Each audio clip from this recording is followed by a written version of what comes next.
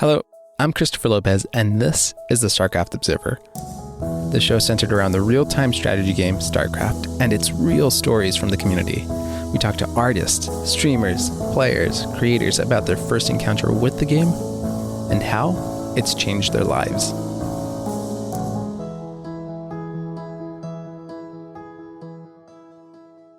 When starting a podcast, I knew there'd be lots of variables to think about, such as, where would I record? What equipment do I need to purchase? What type of mic do I need? What format will I be going for? How long will each episode be? And what podcast platform am I going to be hosted on? It was a little scary and intimidating at first, but thanks to the power of the internet, those questions were eventually answered. But one thing that I struggled with once I got my equipment and format figured out was design. Graphic design. An area that I had no expertise in and had zero clue as to how to go about it. Suddenly, I was overwhelmed by even more questions. What's my podcast going to look like? What color scheme? What font will I use? What size does this art need to be? And more importantly, who's going to design this? Just when you think you have it all figured out, more questions and problems pop up. Luckily, there was someone very talented I knew and encountered very early on. We both met while I was working on an article in the early days of the StarCraft Observer, back when it started off as a blog. During that interview, we dove into her background, and I really found her story of becoming a designer very inspiring and motivating. My next guest today constantly stays busy in the world of graphic design, and still manages to find time to fit streaming into her schedule. But there was one time when both of those worlds collided for a bit. Hey guys, how are you doing today? In this clip, you Welcome see to that today's stream. she's getting ready This to is the stream, first stream of the week? Yeah. warming up and Stream of the week. engaging with her viewers. Oh my god, you guys, I can't. She's stretching her arms and she's looking a bit exhausted too. So busy, which is honestly a good thing. That means that I have work to sustain all of this that I like to do. But also it's exhausting. Especially when you thought you would have been done So, by now, and then it's as she's like, speaking towards her has no viewers momentum. and expressing There's no how momentum. tired she is from work, just keeps on there's a keeping ding. on, you know? you can tell that It's- she's doing her best it's to not get intense. distracted by it. But Anyway, we're eventually, here. she just It's not gives the in. time. And immediately, she's devastated. Oh no. Are you serious? And before our interview, I asked today's guest about this particular moment and what had just happened. I remember. So yeah, like what? Now I remember. Wait, let me just. Yeah, like what happened? Because like you were going into the stream like gun ho, like I'm ready, like let's do this, like I'm ready for a day of StarCraft, and all of a sudden your phone goes off and just like, what happened? Okay, so I was working in a design project at the time, Yeah. and it had dragged on for a very long time. There were like requests upon requests upon requests for like changes and like things and stuff. And I was ready to stream. I was just so ready. I was so on. I was so pumped. And then I get a text message that they need a change like right then and there. And I was like, Jesus. I was getting messages on a Sunday. Oh my gosh. And I was like, yeah, this is still going on. So it was like this particular project was like really challenging because like it's just every little thing was an emergency to them. Yeah, basically, yeah. Sometimes people don't have a sense of the weekend, you know? Mhm. And just because email exists doesn't mean that you have to email on a weekend. So I was very triggered by that. Yeah. The look on your face was like, please not now. Please not now. Yeah, it was very much like that. And that's my guest today, Alejandra, and best known as LexGrizzly. And for this episode, we'll refer to her as Lex. That's Lex. Lex is a graphic designer who has designed for many different people around the world, and a couple well-known figures in the StarCraft community as well, such as Maynard, Tempo, Apatry Zelda, the Banshees, and many, many others. In this interview, we talk about her early upbringings as to how she got into design, gaming, StarCraft, her early college years, and her career experiences as a graphic designer. So let's kick things off and take it back to when it all started. Back to when the creative gears started turning and what would eventually set her on the path to graphic design. At what age did you realize, like, hey, I'm actually good at this? I was always like, since I was a kid, I was always very creative. Like even in the stories that I made up to play with my toys. And I guess that happened to me because I grew up around so many boys. Because when I played with other girls or when I hung out with other girls my age, when I was like 5 or 6, I was just so bored. Because they were always playing to be adults in a way. Like, oh, let's play house and let's like cook and let's just take care of babies. And I was like, but that's what everybody does. Like, what's the sense in playing to be that if you're eventually going to be that anyway? Like, why shouldn't we play to be something else? This is probably why a lot of girls freaked out when I played with them, because they were, I don't know, playing house or whatever. And I was like, wait, but why?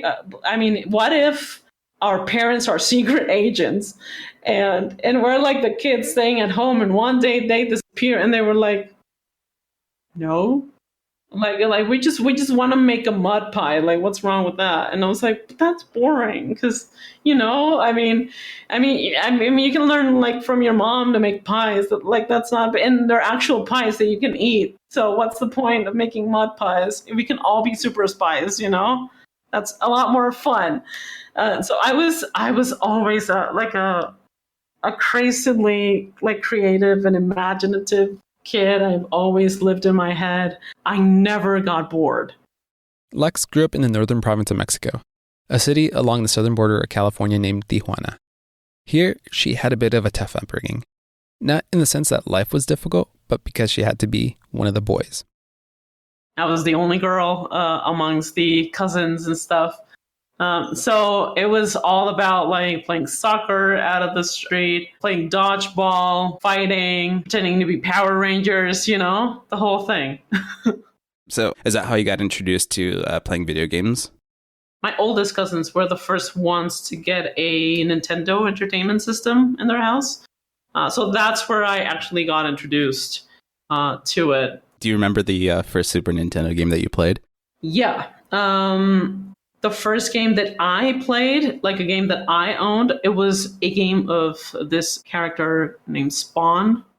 My cousin was really into like comic books and like the McFarlane's figurines and stuff. He had like all of these really cool statues. And I was kind of like drawn into the very dark aesthetic of Spawn. And when I got the Super Nintendo, everyone was like, oh, well, what Mario game would you want to have with your Super Nintendo? I was like, no, I want the Spawn game. Like that stuff looks badass, So that was the first game that I actually got. Now that I think about it, but the first time that I had a game console controller, there's actually a picture of it. I was 3 and I was playing The Lion King on a Sega Genesis. That game was so hard. And that was like, that was like the first controller that was actually hooked up to the console that let me play. But, yeah, I got so frustrated with that game, especially. I remember a level where you had like jump on the giraffes' heads, and the giraffes' heads were really small. So if you missed it by a little, you had to start. It was the whole like song sequence thing. Like I just can't wait to be king. Yeah. Song sequence. Yeah. And I remember that one. It was that one. And did you ever play Aladdin? Oh, of course. Yes. I think it was the first level was a carpet ride. Or was it? Yeah, that was super frustrating, just getting out of that cave and trying to manage it. Like, I always had to have my brothers, like, play the hardest levels for me. And once they got me past that, I was like, okay, cool, it's my turn now. I guess at some point, like, all of us, like, kids from, like, that similar time period were into, like, games, like, Disney-themed games. And they were actually pretty nice platformers, like, if you ask me. Then, a few years later, at the age of 12, her father would purchase their very first PC. And eventually, Lex would encounter her very first RTS. But there would be trouble in trying to get this game installed. And I remember him and another one of his friends from work. They brought in like all the kids for like the weekend sort of barbecue outing, whatever. And we were at home. and they bought this game and they were really excited about playing like a game. And I just watched them probably like sit on the computer for like an hour and a half. They couldn't get past the first menu of like installing. And I was puzzled by it because I wasn't actually like looking at the computer. I was just looking at them like struggle with it. Eventually they gave up and they were like, well, we can't do it. I guess we need help. So after they left later that night, and my dad's usually the one who tells this story because he saw it firsthand. He went into like the computer area and he just saw me sitting at the computer, and I was like super engaged in whatever was happening in the computer. So he kind of like peeked over my shoulder and he saw me actually playing the game.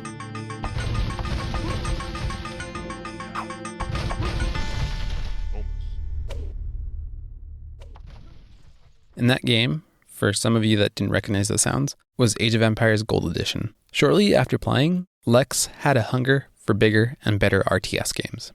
So every year, her family would travel to their grandmother's house in California.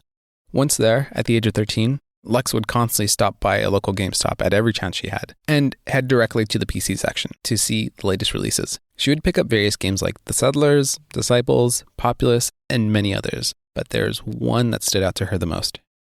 I started looking like at all the pictures in the back of the box, and there was like something related to strategy. There were strategy guides in it, which I was always a fan of. Like the first time that I saw a like magazine style thing only devoted to like a game, I was like, yeah, I'm sold on that. Let me buy that stuff. So I have the box with like the 2 guides. I have the original game, and I just perused through the entire thing a couple of times before actually playing the game, because I've always been a pragmatic human being. It's not something that happened with age. I was a young pragmatic little kid, so I went through the whole thing and I installed the game. I started it and I was on board. I only have the box. Oh wow. So this was after Brood War came out. Yeah. And it was the StarCraft Battle Chest. Oh yeah, I remember. That was my first purchase too. Yeah, so it's the StarCraft Battle Chest. I have it right here in my hands. But unlike many other stories, this didn't take her down the path to become the next pro gamer. Instead, she played the campaign, played against the AI, enjoyed the game for what it was, and moved on. She didn't play online much either because the internet at the time was not so great in Tijuana. So there was never a good solid internet connection for her to use, and the internet wasn't a big thing yet. Altogether, she eventually stopped playing, but 3 years later, there'd be a big announcement. The announcement of StarCraft 2. Now, 16 years old and living in the province of Guadalajara, Mexico, Lex's family would finally have a better internet connection, and with that, Lex got a new computer as well. She began to research StarCraft 2 more, and Lex began looking for all things StarCraft related.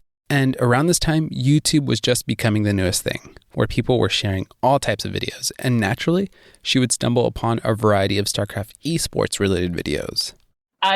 I couldn't believe it. Like the first times that I watched all of those videos, and then I started like looking into like pro gamers, I couldn't believe it. And especially that I hadn't known about it for so long. Like, what was your reaction when you first saw that? Was it just like, oh my gosh, like this is how'd you feel? It's because it's a mixture of excitement. You're also like puzzled. Like there is a little bit of disbelief. Like, holy crap! Like what? I mean, it's actually like, am I actually watching this right now? And then there was also this thing of like, like I feel like I missed out on something, you know? Yeah. And were you determined to like, play competitively or be the next like best player? Like after seeing that, it's just like, I think I can do this. I'm going to confess something to you, Nish. I've never been that person. Like that person that says, I'm going to be the very best. Oof. No, dude. The first thing that I say is, oh, it would be very cool if I could play to that level, but maybe it would be very hard. I don't know. Her response to what I just asked, if she was determined to play competitively or become the next best player, it really caught me off guard and by surprise because all of us at some point or another had that dream. The dream of being the best at this game, joining an esports team, flying across the world to compete, and win the many, many tournaments that StarCraft had to offer. In fact, the dream was so strong in the early days that I remember seeing a thread on Team Liquid about a man asking if he should quit his job to pursue becoming a pro StarCraft 2 player, but faced the dilemma of having to support his family. And that's the kind of motivating and inspiring feeling that one would get at this time when StarCraft 2 had just released. So I was curious to know when she became aware of this self-doubt. That seemed very uncommon to me. Yeah, and at what date, like when did you become aware of that, like of this thing that's happening where it's like, I know I can be the best at this thing, but I'm not too, like when did that happen? I know. And that happened when I went into college. That was like my first like big decision because I had been considering different careers, and I wasn't sure. Even like 6 months prior to actually graduating from high school, I was still not sure. And I talked to a lot of friends about how they were making their decisions, and there were a lot of people that were just going into careers that felt safe. There were a lot of my classmates that were going to careers because they had scholarships. And getting here into like public university is really fucking hard, especially like into a good public university. It can take you, like for example, you want to go at a good public university here for medicine. There are people like that have been waiting for 3 years to make it in the list because it's not just about grades. It's also about connections. It's about merit. There are people that just make it because they're so good, like they're prodigies, basically. So a lot of like average people that want to get into those careers have to wait a long time in order for it to happen. And some people just give up or go into something that is less demanded, or they just stick to it and just wait for it. So I was like, okay, so this is hard, like this is a hard process. My family was never like well off. We actually had like some financial struggles throughout my life. And I had to compete for a scholarship if I wanted to attend the university I wanted to attend to. So I was like, okay, if this is going to be like a huge sacrifice, if we're all going to put in the work, if I'm going to have to maintain a scholarship, I might as well just do something that I like. Because otherwise this is going to be 10 times harder. And I was considering at that time communications. The more adventurous part of me was considering music or even literature. And I went to the high schools organize like college visits, and you go get the tour, you meet the people and teachers and stuff. So there were no more spaces for communications because it was like everyone just wanted to go there. And I was like, okay, then what about design? Because I was always into like art. I had always been into like drawing, and I liked, I don't know, I had like a very like visual way about the world. And I was like, okay, so let's see what the fuss is all about design. And I fell in love with it. Like I was completely in love. Finally making her choice in pursuing graphic design, Grizzly would still have a long way to go. Making the choice was only the first battle, and what would come next is a series of obstacles that she would have to overcome with only herself to rely on. Obstacles that will lead her to question her choice for studying graphic design and putting her through tremendous amounts of stress, and eventually leading her to almost quitting it altogether. More of that coming up after the break.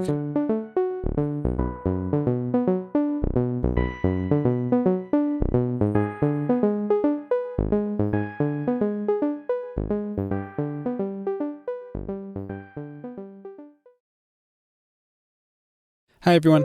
If you're enjoying this podcast so far and would like to keep up with the StarCraft Observer, follow us on Instagram, Facebook, Pinterest, and Twitter, where not only will you get updates about the latest episodes, but you also get to see some beautiful StarCraft-related fan art. Once again, follow us on Instagram, Facebook, Pinterest, and Twitter. Ever found yourself wondering how you could improve your streaming experience? Need a new stream overlay? Need new emotes created for your subscribers to use? Or just all around need help getting something graphically designed? Well, now you can when you head over to www.grizzlygaming.mx. Grizzly Gaming can help you evolve, transform, and improve your project's overall look, feel, and design. We know because the StarCraft Observer has worked with Grizzly Gaming, and the experience was phenomenal. Not only were they 100% reliable, dependable, and easy to work with, they constantly gave you updates as to how your design's looking, with fast and effective communication. You can also view their portfolio of past projects, what they've been working on, what games they've been playing, and read their latest blog, Road to Masters, where LexGrizzly documents her latter experience on the Road to Masters League. To learn more about Grizzly Gaming, head on over to www.grizzlygaming.mx. That's www.grizzlygaming.mx. Welcome back. We left off with Lex coming up on a pivotal moment of her life. She had just discovered what career she wanted to study for in college. If you recall, she mentioned that the whole process for getting into the university that she wanted was very, very difficult. One of the reasons being that her family was struggling financially at the time, and the other, having to compete for a scholarship.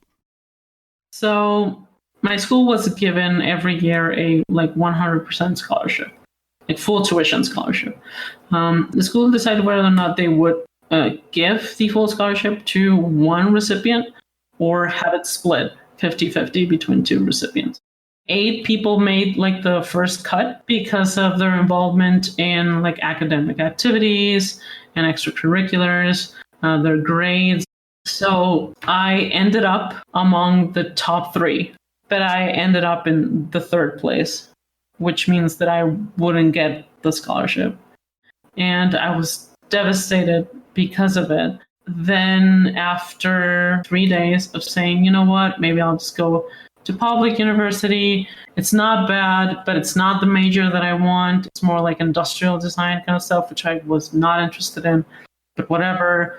The mom of the other kid who had ended up in the top 2 places was I want to have some coffee with you. This lady used to work in the school. So my mom went to the school, they had some coffee, and she was like, I wanted to see you because I wanted to tell you that my family is going to forfeit the scholarship. And my mom was like, why? And she was like, it's because of our financial situation. It was all or nothing. So if she didn't get the full scholarship, she was not going to go. And I think, honestly, they had a very similar financial background to mine, but I think they were less willing. They had another kid who was really close in age to my classmate. So they would end up at some point paying for college for 2 kids at the same time. So they were like, we're going to forfeit the scholarship. I think Alex deserves it. But it was a matter of numbers in the end. And I just wanted to tell you, we really appreciate your family, and Alex has been really nice to my kid. My mom wasn't the one who told me. It was another teacher, and I was walking down the hallway, and she was walking in the opposite direction, and she saw me, and she was like, "Well, congratulations," and I was like, "For what?" And she told me, "Oh, haven't you heard? You're getting the 50% scholarship." And I was like, "Are you what?" But I didn't qualify, and they were like, "Well, the other family was in an all or nothing kind of situation, so they decided to forfeit it and to give it to someone who could actually attend." And I was like, "What?" and it was one of the I wouldn't say the happiest, but I think the most relieving days in my life. It was just such a relief. With her newly earned scholarship that fate had just handed her, she would go on to the university of her choice. She tells me that it's a 5-year commitment for getting a degree in graphic design. And for the first 2 years, it was a breeze. She was passing one class after another. And Lex was really enjoying her time in this phase of her life. But despite having a scholarship, school was still expensive. She tells me that she can't ever recall making a payment on time. She would always have to put in a request for payment extensions, and it would get to the point where the university had to have her mom sign a waiver to agree to pay on time. The pressure was heavily building, and then her 3rd year would come around, which almost led her to quitting graphic design altogether. I had this teacher who was tough. He had this reputation to protect of, I'm this big kahuna of design, and I'm the toughest teacher, and I know what's in, and I know what's going to be successful and what's not going to be. So he was really judgmental, and he was really harsh. I think my first project was really successful with him, But then there was this one project where we had to design an app. It could be a game or it could be like a productivity app, but we had to design an app. We had to like fill out a format, the icon, and the different screens to show it off, to propose an app to the App Store, which was a huge ass PDF with a lot of like templates and stuff. So I decided to create a game. In the end, when he checked my project, he was like, I'm just really disappointed. Like you said, you were a gamer and you did so well in your first project, and I don't see that here. I was so crushed by that. Because I was like, well, yeah, I'm so passionate about video games. Like I understand this and I live this every day, and I did the best that I could. And now this person is questioning me really key components of my identity, which is really hard to take. I had like harsh teachers in the past, but it was that thing, about like, well, you said this and I don't see it, And oh, dude, that hurt. So he tells you that, I don't see any of these gaming aspects in this application. Like, I'm really disappointed. What happened after? Did you go home? Like, what'd you do? Well, it was a class that back then was a 4-hour class. So if this happens in the first hour, I just had to endure the next 3, of just like listening to him talk about like how disappointed he was in everyone's work, that there were only like 2 projects that he thought had like real effort in them. And I just had to like swallow 3 hours of that. I would call it the breaking point, because then that entire class just started spiraling out of control for me. This project was like 2 months in, and I still had the rest of the semester. So for each subsequent project, I had so much self-doubt.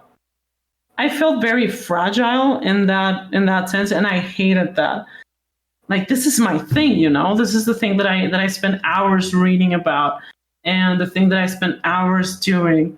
But in referring to both design and gaming, like I spent so much hours on this. I practice so much. I do like projects on my own just to like test myself and like to hone my skills. But then I got to his projects and I felt like I had no idea what I was doing. The moment of truth came the day that was like my last day of classes. And I knew that I had a grade decent enough to not fail the class. So I was like, you know what? I'm not going to show up for the last class. He's just going to give grades. I know exactly what my grade is. So damn, I'll be damned if I ever show up at that classroom ever again.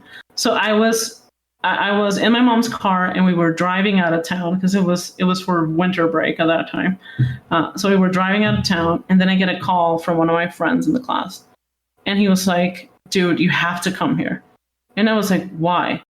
He told me he's threatening with failing the people who didn't come to get their grade.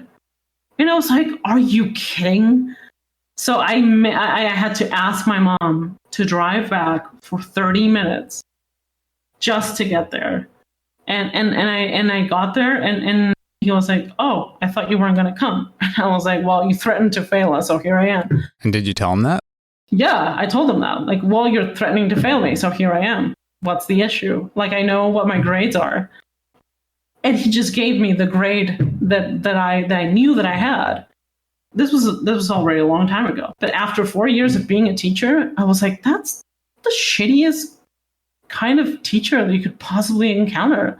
Like, that they feel so like important that despite reality, they'll threaten you if you don't show up just to be humiliated.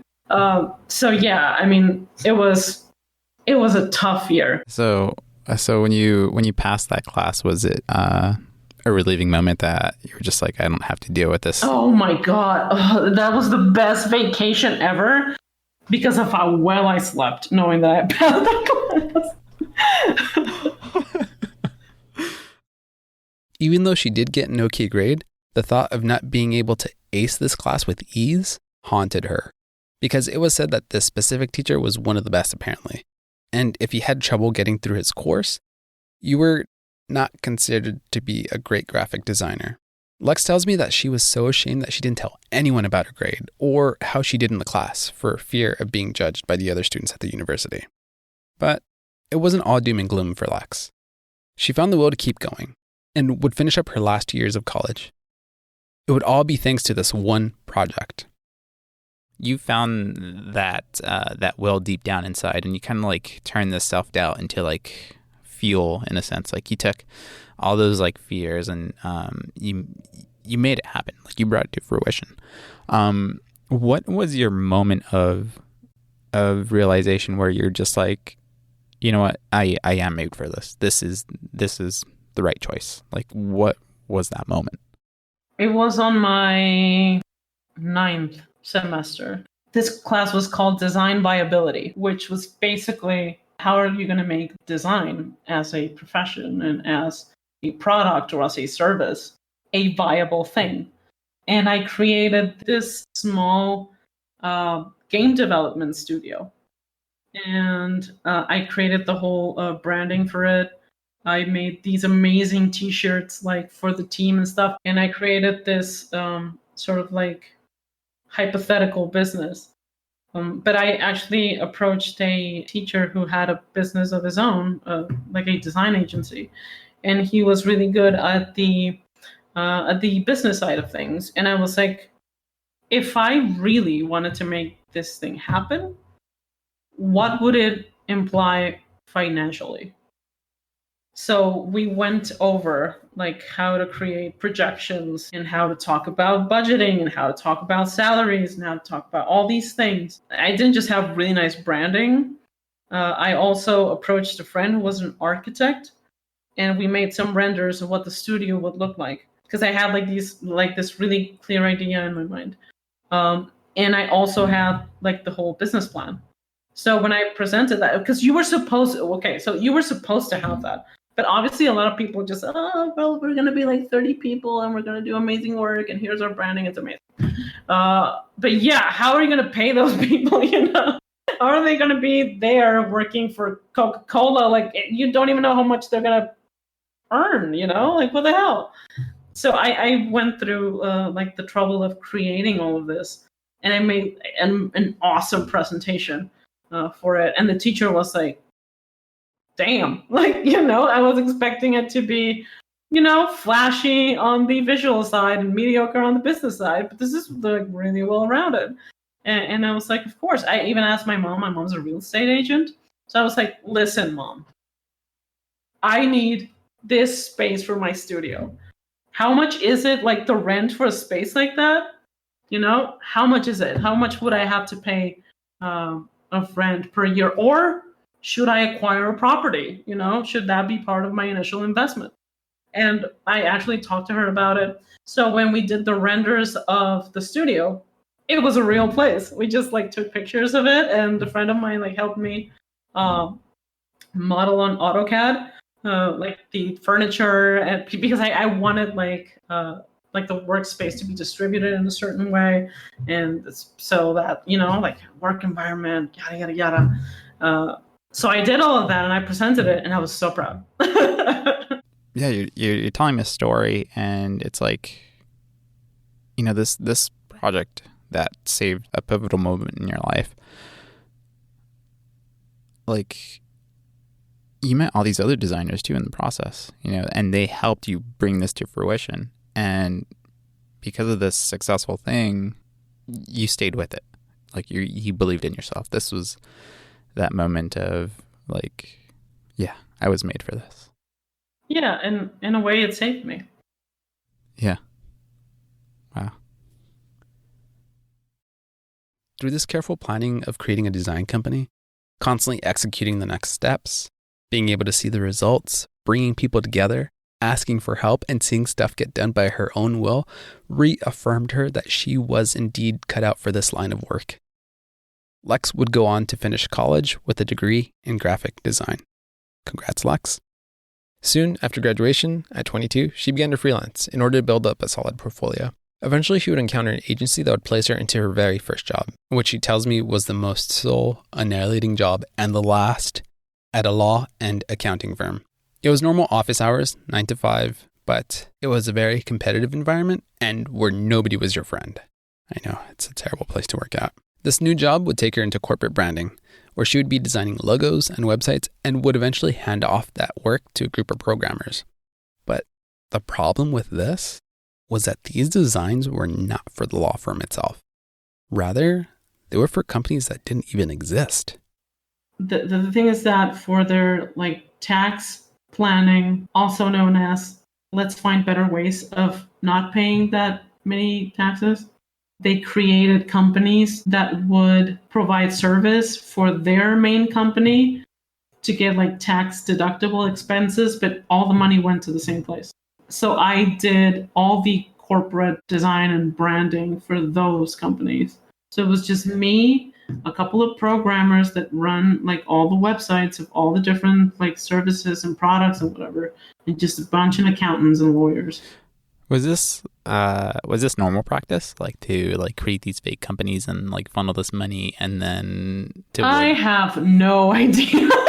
I mean, for me, it doesn't. It sounds a little bit sketchy, but I guess if these companies actually exist and have a tangible operation and they're just under the same owner, then I guess there's nothing illegal about it. Right. But it still sounds kind of sketchy. I have to talk to one of my lawyer friends and see what they say. Yeah, ask them. I would be really curious. Yeah, oh my gosh. So you're creating all these fake logos for these fake companies. How are you? It was so depressing. Really? It's just because it was this is just gonna go to a fake company and it's not gonna do anything. Exactly. It was super weird because there were a group of owners, or there was a board of directors of this firm, and each of them was the owner of one of these fake companies as well, or these additional companies. So for example, whenever I did business cards for one company, there were also business cards for one of the board members, because he was the owner of the company, or he was the one who had registered the company or the brand on it in his name or whatever. And a lot of this work was just so cold. It was soulless, because they were well, it's going to have this name and the logo has to be kind of like this. So here's a couple of samples of what we want. So just make something that's very similar to that, but it's not entirely the same, because obviously we're going to register it. So yeah, so I would just spend hours playing around with the placement of squares or circles or pyramids or whatever. It was terrible. And I actually, there had been a designer before me, but he had quit the job for a better job. And one time I was going through the editable files for the logos that he was making for them, and I realized that they were all watermarked. Oh shoot! So he was taking other people's work. He was okay. So this is what he was doing. He was buying really cheap, really generic stock logos, editing the files in his computer, and then those ended up being logos for the companies. Whoa, so he wasn't doing any design work then? He was just... No, he was just editing stuff. It was so crazy. But oh my gosh. The work was so monotonous, and the real creativity was so worthless to them that this guy just cracked it. He was I'm just going to get some stock logos. They're never going to search stock logo websites. They don't even know those things exist. Yeah, and these are fake companies too, so nobody's going to use them, or they're nobody's going to see them. Yeah. I actually made that discovery because I had nothing to do. I had no tasks assigned, no more companies were being created, there were no new projects. So I was just there spending my time in Codecademy, learning how to code. I was spending there watching tutorials of things that I didn't know how to do on Photoshop. I was just messing with Illustrator, see the kind of stuff that I could do. I was doing digital painting because I had a tablet provided by them, which I never used. I don't know why they would spend money on a Wacom tablet if like the design tasks were so simple and so basic. But they, I mean, they like really wanted it to be like super flashy. But honestly, it was just, there was no point. Like it was just like a waste of money. And I also thought like my position here is a waste of money. And I mean, at least like I'm here trying to do a good job, and I mean doing my job actually. But this is unnecessary. Like this is too expensive for them. And this is you telling them this. Like, you guys don't need a designer. Yeah, like I had a meeting with the HR person the day that my contract got terminated, and they were like, yeah, it's just we think that maybe an in-house designer is not in our best interest, and I was like, absolutely not. This is too expensive for you. You know what? Here's my piece of advice as a designer: commission the work, or buy stock logos. And she was like, what's a stock logo? And I was like, you know, but you don't know. You know, because you've used them, but you don't know because you didn't know you used them. But anyway, I was like, yeah, I mean, you can buy those things online for like $5 and just run with it. Nobody's going to see it. Nobody. I mean, you don't need something super unique because these companies don't even matter in terms of like having a presence or like a brand presence outside of it. It doesn't matter. So I was like, yeah, my position is pointless. Wow, so it was that bad there for you to muster up the energy to... I didn't give 2 cents for that job. Like, but by the end of it, I was just so fed up. There were people. Okay, so this is a very tough story for me to tell. That job was the first time that I realized what a soul crushing job was, and that was the first time that I witnessed sexual harassment in the workplace. Oh my gosh. Yeah, there was this one time where I decided to leave late because I wanted to finish some stuff before my work hours ended. And there used to be this girl who was really nice. She was really sweet. She was really good looking, really attractive. And she worked in the finance department. So my boss's dad was a doctor, and he would visit the firm from time to time because I think he was a shareholder there. Like my workspace was like at a higher level overlooking the finance department, like from a window, like it was like a glass wall. So I could see like the entire finance department in the lower level. And the guy suddenly came in, and this girl was there alone, and he like took her by the hand and said something to her, and she like scurried like out of that room, like pretending like to say like, oh, I have some stuff to do or whatever. And he like chased her, and he got too close, and he like tried to hug her, and then she like pushed him away. And I was so scared because I guess he thought she was alone. And if he would have turned, he would have seen that I was there and that I was witnessing the whole thing. So I remember I was so scared. I just went into the bathroom and I sat there for like 20 minutes. Like, what was going through your mind? I was very scared at first, but after, like when I came out, I felt so powerless and I felt so ashamed because I was like, maybe I should have like walked down there and said something, or maybe I should have walked out there and pretended I didn't know they were there and just called her and said, hey, we were gonna have lunch, or just pretend something, you know, like just help her out or get her out of it. But at that moment, I was so scared, and I was like, sometimes I'm here alone. Like, what if he realizes that I'm here and then he targets me? Like, what am I going to do? So a lot of things went through my head. Like whenever someone talks about sexual harassment in the workplace, I always remember that moment. And I'm like, dude, like with people who talk about like, well, why don't people say something when it happens? And I'm like, dude, you don't know what to do, you know? You don't expect to see it and then like feel threatened by it as well. And having this like conflict that should I intervene or should I just like hide, or what should I do? I have no idea how to react to that. And I mean, it was, I guess my self-preservation instinct at the time was had like a higher priority. And I mean, I was 22. She was probably the age that I am right now. So I was like 22. I was fresh out of college. Like I had no idea. I had never seen something like that. Like I had heard about it. I knew that it happened, but I had never seen it.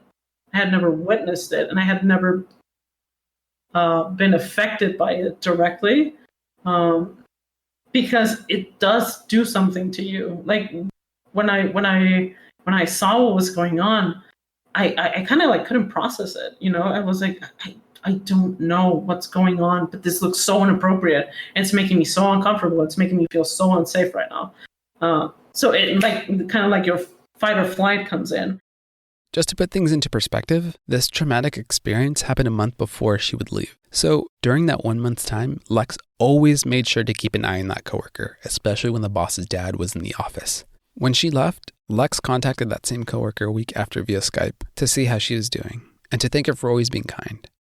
As it turned out, she too had left the company to work for another financial department for a hotel, and she tells Lex that she's loving her new workplace and that she's happier there. Finally at ease and being able to move on to bigger and better things, Lex would land her dream job where, in her own words, design makes a difference, at an institution that did community outreach. At first, she didn't really know how her design skills would be able to contribute, but over time, she slowly began to see the bigger picture and realized just how much of an impact she would be making here. Her design skills were finally being used for a big cause. She was designing pamphlets, games, and different types of health information to raise awareness for migrants of low-income families that worked on farms who were coming from the deeper parts of southern Mexico to its northern region. Overall, the project was a success, and eventually things would come to a close, this time on good terms. Soon after, Lex would begin to stream on Twitch. It would be here that she would encounter other streamers who were playing StarCraft 2 and who also shared the same passion for the game. She quickly realized something though. While observing her favorite streamers, she saw an opportunity. I used to like watch other streamers' content and stuff, and I was like, you know what? You could really use like logos, or you could really use some stream graphics, because I mean, you play really well, but honestly, this just doesn't look any like anything special, or it won't set you apart from anyone. And I remember the way that I started that. It was I approached 3 streamers that I really liked. They were all like small, medium-sized streamers, nothing too big. It wasn't very ambitious. And I just told them, like, you know what? I'm a graphic designer. I focused on this, and I want to do this, but I know that I don't have anything to show for it other than what I've done for myself. So why don't I do this same thing for you for free? And that can set me up to start a portfolio. And they said yes. And one of them was Koshki, actually. I was really excited when Koshki said yes. I was like, okay, yeah, this is what I wanted. That's excellent. With her 3 favorite StarCraft 2 streamers booked as clients, she would soon find herself catapulted into the design world of streams, creating overlays, banners, brands, logos, icons, and emotes, those custom emoji-like characters that you would see in a stream's chat. She would find herself doing more and more design work for a variety of different streamers, and for a few notable figures in the community, as I mentioned at the top of the show. Tempo is one of them. I did a couple of emotes for his channel. He's a pleasure to work with. Like, he's just like a genuinely nice person. So he was like, I need 2 emotes. I need these themes. Go crazy. So I had like total freedom to do that. I also did the Twitter header for Maynard. That was also a really nice project. He's super approachable, super nice, very down-to-earth guy. So those 2 projects actually have been like some of the easiest projects that I've ever done, because I think that as StarCraft professionals and as people, they have like a really clear understanding of who they are and what they want, and that's just very easy to work with. Right, as opposed to like somebody figuring out their brand in the beginning. Yeah, it's hard. I mean, and it has its challenges. It is obviously fun because of them, but it's very different. It's very different how things develop with them. Her eye for design, detailing, and producing wonderful overlays is absolutely incredible, And not only was she building a clientele along the way, but she was solidifying trust and creating friendships. Her hard work would lead her to create another bigger project that anyone can find on Twitch, the StarCraft 2 profile extension. A Twitch extension that gives viewers information on the streamer's win and loss ratio, league information, MMR, and displays nicely within the Twitch page. It's an extension that she helped design for the talented mastermind behind it, Lucas Wojcik, or better known as Lucamessi on Twitter. Hi, Lucas. And thinking back to all of it, it all started by doing work for free for 3 of her favorite streamers. You mentioned that you were designing for these 3 streamers for free. Is that like kind of like the step that every designer usually takes? I don't know necessarily if that's how everyone does it.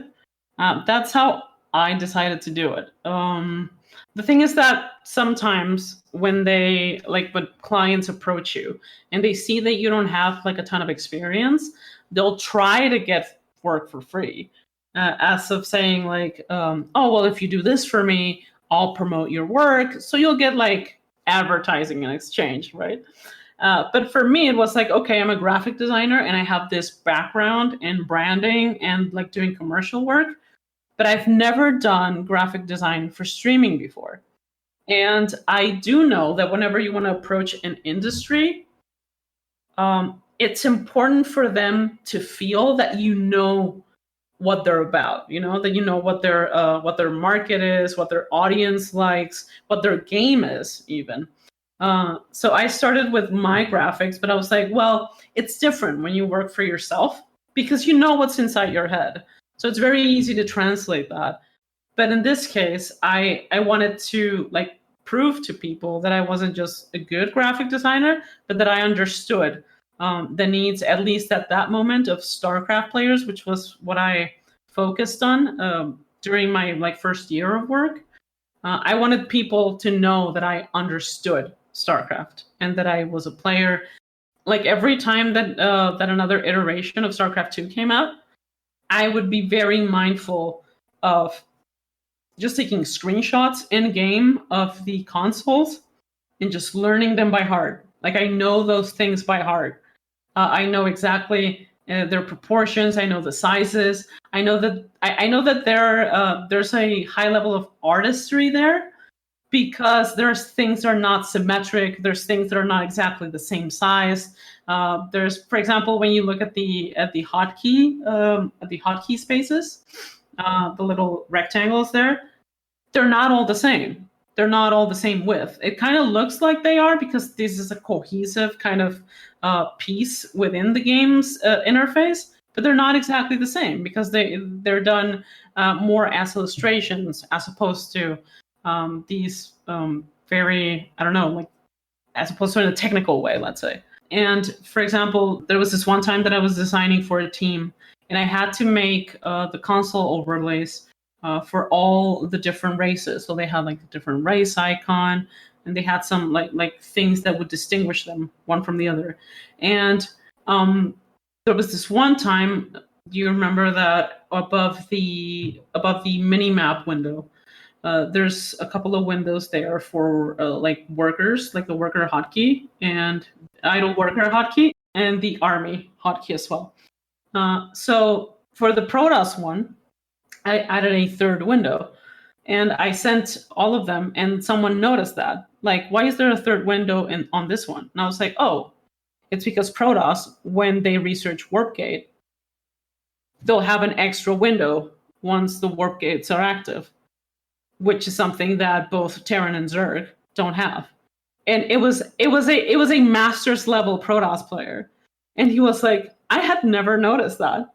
And I was like, I know, that's my job to notice. It's your job to be good and I have to think about the game. As more and more work is put out into the world, awareness for her design brand is increasing, Grizzly Gaming, which consists of Grizzly, as we already know by now, Polaris, another designer and producer, and a programmer that goes by the name of ACM, which they all help contribute towards Grizzly Gaming. And looking at the website, you get a glimpse as to who they are, what services they offer, and most importantly, their portfolio. And you really can't help but get the feeling that this is a professional business of some sort. And I noticed that you have this thing called Grizzly Gaming. Is that the name of your business? What is that? That for me is, I guess it's like my flag. It's my logo. It's my banner for the battles of everyday gaming life. And I mean, there's like this inside thing with like me and Polaris and like the bear concept and Grizzly and Polaris and all that stuff. So because I was starting this project, I decided to call it Grizzly Gaming. So yeah, for me right now, it's like, it just represents like my passion project, like something that I really wanted to do and that I actually pushed myself to do it, and that it's there. Yeah. So it's like your streaming brand? Yeah, okay. It's my streaming brand.